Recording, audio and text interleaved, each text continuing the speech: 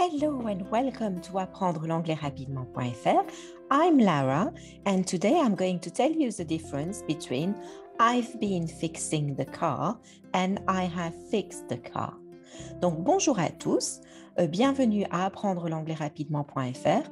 Aujourd'hui, je vais vous dire la différence entre I've been fixing the car et I fixed the car. D'accord? Donc, quelle est la différence? Donc, d'abord, est-ce que vous reconnaissez le temps I fixed the car, which is I have fixed the car. Donc, c'est un temps dont je vous ai parlé précédemment. Le reconnaissez-vous? C'est le present perfect. Donc, souvenez-vous, on parlait du present perfect quand on parlait d'une action qui avait un lien avec le présent. Donc, I have fixed the car, action avec le présent. I've been fixing the car, comme vous pouvez l'entendre, vous avez le son ing. Donc, c'est un temps continu. C'est en fait le present perfect continuous. Donc, c'est similaire, mais c'est la version continue, on va dire, du present perfect. Donc, quand est-ce qu'on utilise l'un et quand est-ce qu'on utilise l'autre? Alors, we use continuous to say how long for an activity that is still happening. Donc, si nous parlons d'une action qui est toujours en train d'arriver, nous utilisons la forme continue pour dire, en fait, depuis combien de temps. Par exemple, how long have you been reading that book? Depuis combien de temps es-tu en train de lire ce livre? How long? OK? Tandis que si je dis how many pages of that book have you read? Combien de pages de ce livre as-tu lu? Là, nous utilisons le present perfect parce que nous demandons combien, pas la durée. Donc, we use simple present to say how much, how many times. Donc, quand on parle de combien de fois, on utilise le present perfect. Par exemple, Lisa is still writing letters. She's been writing letters all day. Donc, Lisa est toujours en train d'écrire des lettres. Elle a écrit des lettres toute la journée. Là, on pourrait poser la question, how long has been Lisa writing letters? Donc là, c'est clair, c'est une durée. Tandis que Lisa has written 10 letters today. Lisa a écrit 10 lettres aujourd'hui. Là, on pourrait poser la question, how many letters has Lisa written today? Combien de lettres a-t-elle écrites aujourd'hui? Donc, quand je dis, par exemple, my hands are very dirty, I've been fixing the car, ce n'est pas une très très bonne nouvelle, parce que ça veut dire que mes mains, elles sont dégueulasses et que j'étais en train de réparer la voiture, mais ça veut surtout dire que l'action, elle n'est pas terminée, elle continue toujours. Donc, ça veut dire que ma voiture, elle n'est toujours pas réparée.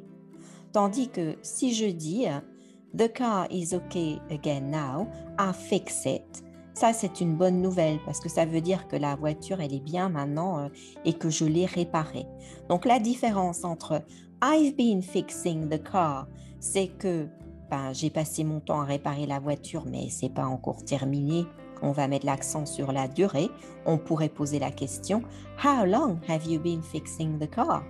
Là, depuis combien de temps tu es en train d'essayer de réparer là? Tandis que si je dis « The car is okay now, I fix it », ça c'est une bonne nouvelle parce que ça veut dire que la voiture elle est réparée et que je viens de la réparer. Parce que nous avons un lien avec le présent, c'est plutôt une bonne nouvelle. Donc, faisons un petit exercice. Numéro 1. Where have you been? You play tennis. Est-ce que c'est une action, vous pensez, qui s'est terminée récemment? Ou bien est-ce que c'est une action qui a duré, qu'on pourrait dire how long? Alors là, on devrait dire Where have you been?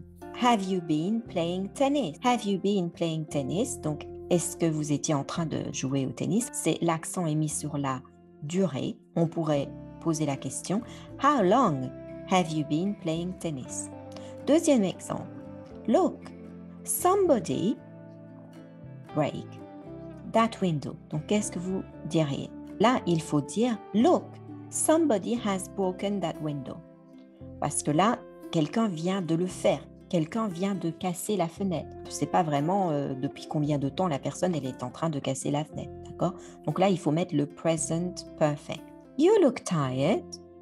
You work hard. Donc, que mettriez-vous? You look tired. Là, il faut dire have you been working hard? Donc, tu m'as l'air fatigué. As-tu travaillé dur? Mais dans le sens duré, parce que cela fait longtemps. On pourrait dire how long have you been working hard? Donc, have you been working hard? As-tu travaillé dur? L'accent il est mis sur la durée. Phrase suivante. C'est une interrogation. You, sujet, ever, work, verbe, in a factory. No, never. Donc, que mettriez-vous? Le present perfect ou bien le present perfect continuous? Là, il y a un petit indice. Le petit indice, c'est ever. Parce qu'en fait, ever, c'est un mot-clé pour le present perfect. Donc là, il faut dire have you ever worked hard in a factory? No, never. Donc là, on n'a pas trop le choix, en fait. Il faut mettre le present perfect avec ever. My brother is an actor. He appeared in several movies. Que mettriez-vous? L'un ou l'autre? Là, il faudrait dire my brother is an actor. He has appeared in several movies. Parce que l'apparition dans un film, c'est quelque chose qui est plutôt de fortuit. Ce n'est pas il était en train d'apparaître dans les films. Non. Donc là, on doit mettre he has appeared in movies.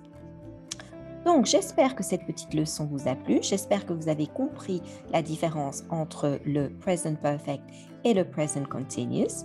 Je vous invite à liker, à commenter et à revenir demain parce que demain, je vais faire une nouvelle vidéo sur la grammaire anglaise. Donc, je vous dis bye bye, cheerio, see you tomorrow.